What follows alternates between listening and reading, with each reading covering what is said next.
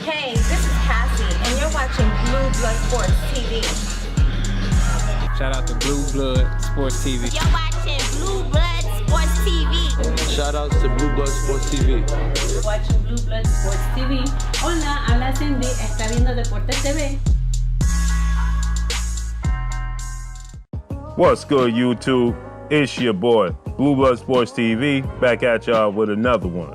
So reports came out and surfaced earlier that Swift Jarrett Hurd has pulled out his December 14th showdown in Brooklyn at the Brooklyn Barclays Center against current unified super welterweight or junior middleweight champion Julian Jarrett Williams to regain his belts back as he lost them last March. Jarrett Swift Hurd, or Swift Jarrett Hurd, has reported to possibly be looking to move up to 160 pounds, the full-fledged middleweight division. Now, Julian Jarrett Williams has since responded to the reports. He stated that he does not kick a man while he's down. He does not have, quote, he does not kick a man while he's down. He doesn't understand why he pulled out. He doesn't know why. He says, but, he's not going to speculate. He says, but, to all the Jarrett Hurd fans out there, he says that I'm from Philly, from the rough parts of Philadelphia. He says, I've never been scared of a storm brewing from the suburbs in D.C. Swift Jarrett Hurd is from D.C., Philadelphia and Washington have rivalry, obviously, sports rivalry, that translate over into the boxing world. Boxing is a sport, but you know what I mean. I'm talking about team activities, team sports, football, basketball, baseball, things of that nature. There's a natural rivalry there. So with that said, he says, I've never been afraid of a storm that's supposedly brewing in the suburbs of D.C. He then goes on to say, but I will say this, that was a very, very smart move for him not to take the rematch. Wow, end quote. So he says that, Swift Jarrett Hurd is going to go in a different direction. If he's down, I'm not going to kick a man while he's down. He stated that, and he's not going to criticize him because he don't know his reasonings for pulling out. But he believes that, it was a very, very smart and articulate move to avoid the rematch at this point in time. He says that, it was a very entertaining fight, but both guys took a lot of punishment.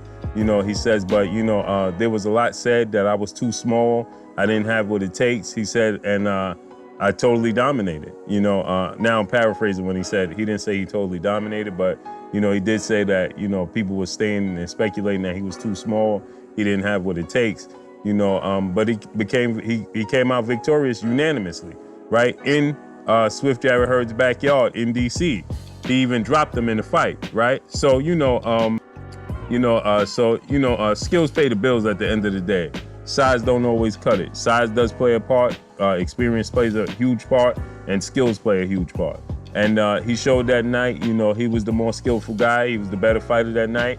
And there was a lot of reports and rumors that come out that there was some turmoil and issues in the camp of Swift Jarrett Hurd. He wasn't 1,000% focused and locked in on this fight. That he probably was overlooking this fight because the fight between himself and the winner of Jermell Charlo, Tony Harrison, was supposed to face off. That was supposed to be the big fight in the 154-pound division. Swift Jarrett Hurd versus Jermell Charlo, Lions only. And both guys came up short in their respective bouts. Tony Harrison won the fight with Jermell Charlo, and we know Julian Jarrett Williams defeated Swift Jarrett Hurd. Julian Jarrett Williams has a lot of skills. He became overlooked after one loss in the sport of boxing, and it seems like suddenly everybody overlooks you. He had one loss that came at the hands of Jermell Charlo's twin brother, Jamal Charlo, when he campaigned at 54. He was knocked out in that fight, and people then begin to overlook him. But they forget, leading up to that fight, there was a lot of people picking Julian Jarrett Williams to beat Jamal Charlo. People thought that Jamal Charlo was avoiding and ducking Julian Jarrett Williams. So he went in there. It wasn't like he wasn't having any success, because he was having success against Jamal Charlo. He ended up getting caught, and the end result was he got stopped. So with that said, it's not like he came out of nowhere, because he does have the skills. He does have the IQ, to be victorious, to be a champion. And I believe that he was being overlooked. Everybody in the sport of boxing likes the next best thing. And the next best thing was Jamal Charlo versus Swift Jarrett Hurd, because Julian J. Rock Williams had already received and suffered a loss on his resume. And so now, Swift Jarrett Hurd, there were also reports that it was a possibility that he was struggling to make weight. He's a very, very big 154-pounder, and a lot of people questioned how he even made the weight. So there were reports that he was struggling to make the weight. So is it a surprise that him moving up to 160? He said he had a few fights left with him at 54. He wanted to be undisputed. Is this the time where Swift Jarrett Hurd said, listen, you know what? It's too much to taxing on my body to try to make 54. I was in a couple of wars. The Lara fight was tough. The Tony Harrison fight was tough.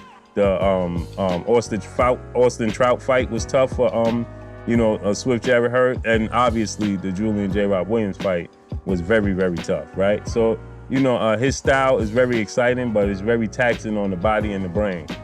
So especially if you're dehydrating yourself to make a weight, it's just not a good look. So that's a strong possibility that he just said, listen, you know what? I'm not going to attempt it. I'm just going to go up to 160.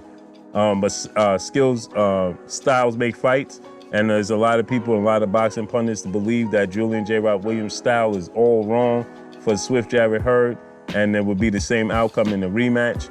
And looks like we might not ever get to see the rematch.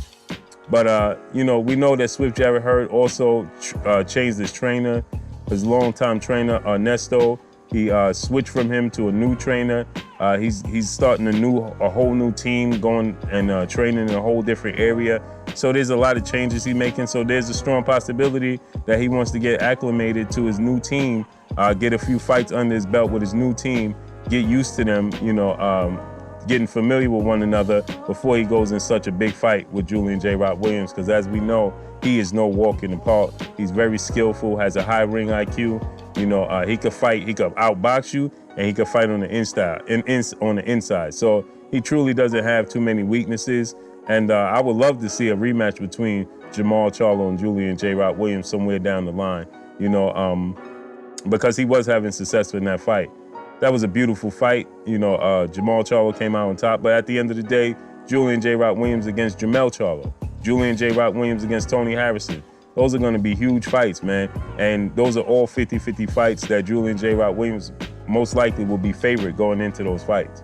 So let's see how this all plays out. But that's all I got for y'all, man. Julian J. Rock Williams will be looking. There's a strong possibility he could still fight December 14th in the Barclays Center in Brooklyn. He's going to be looking for an opponent. He still has quite a bit of time, because this is just the first week in September. Actually, it's only September 4th, so he has ample enough time to find a legit replacement, the headline that December 14th card. My thoughts is it should be Erickson Lubin, who suffered a knockout loss to Jamel Charlo. You understand? So Julian Williams lost to Jamal, Lubin lost to Jamel Charlo. That would be a great fight. Erickson Lubin has been working his way back to the top.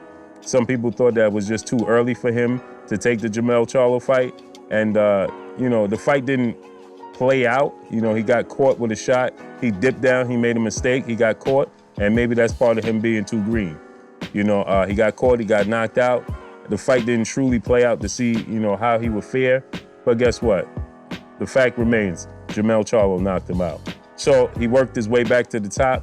That would be a great fight, in my opinion, But let's see how this all plays out, man. Y'all already know what it is. It's your boy Blue Blood Sports TV. Hate, like, comment, and subscribe. You haven't subscribed? Hit the subscribe button, hit the like button, hit the bell icon to get all the new notifications. Follow me on Instagram at Blue Blood Sports TV, all one word. Y'all already know what it is. Shout out to the entire LDBC. Shout out to New Media. Shout out to Black Media Row. Make sure you like and share these videos. Julian J. Rock Williams, unified super welterweight champion, junior middleweight champion, says it was a smart move for Swift Jarrett Hurd to avoid this rematch. That's all I got for y'all. Peace. Blue